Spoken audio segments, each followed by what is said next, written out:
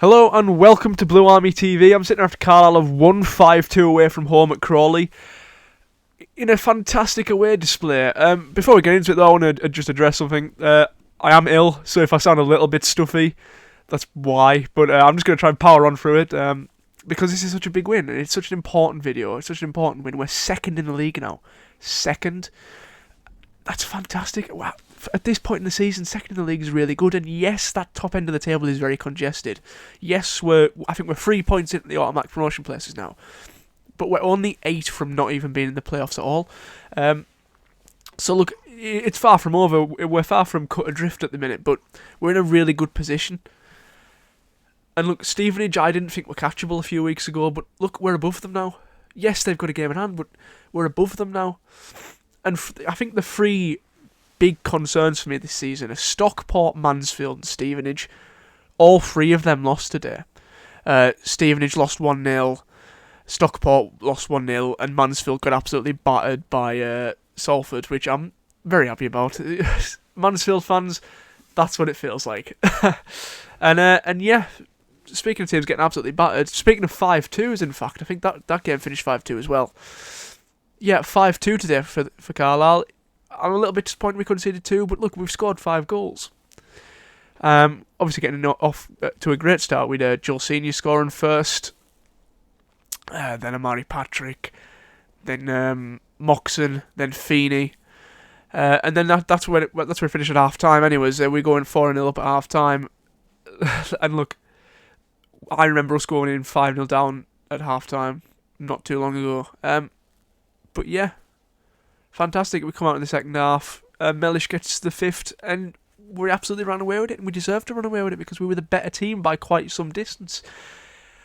Crawley are a poor side. Like they are such a poor team, and that's why I'm a little bit disappointed we conceded 2 goals. But look, it's 3 points, and it puts us in a very, very good position.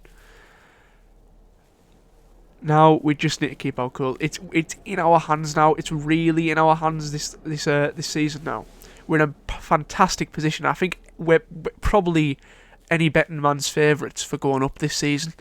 Second in the league, you can't really argue with that. Leyton Orient, I think we've got a game in hand on Leyton Orient, and we've still got them to play. But despite that, I know I said this about Stevenage, but Leyton Orient really are kind of untouchable.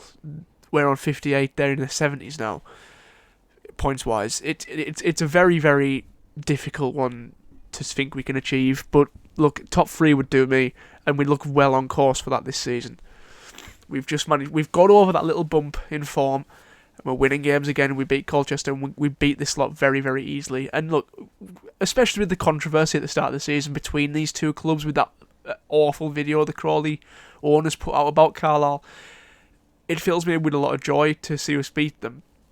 But at the same time, I'm going to echo what I said earlier on in the season. I feel so bad for Crawley fans. I really do.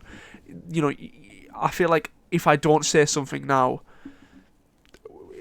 against these Crawley owners, then I won't have the platform to say anything when something bad happens to Carlisle at some point in the future.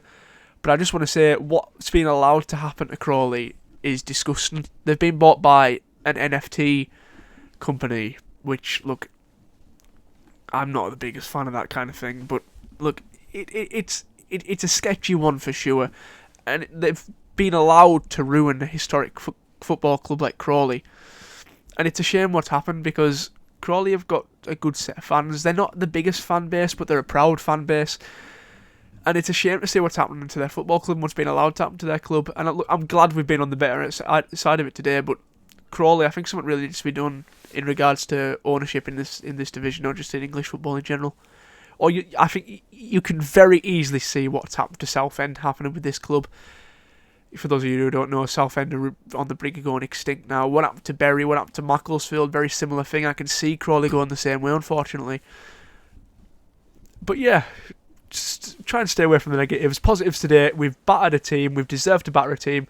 We've struggled for goals recently, and we've managed to get 5. Yes, they're not a very good team, but to put 5 goals past any team in this division is a very, very good effort. You know, this is League 2. You look at a team down near the bottom, it's not always the easiest game. Think of Colchester. Yes, we beat them, but it wasn't easy. Think of, when we played Rochdale, we only got a point at they're bottom of the league by quite some distance.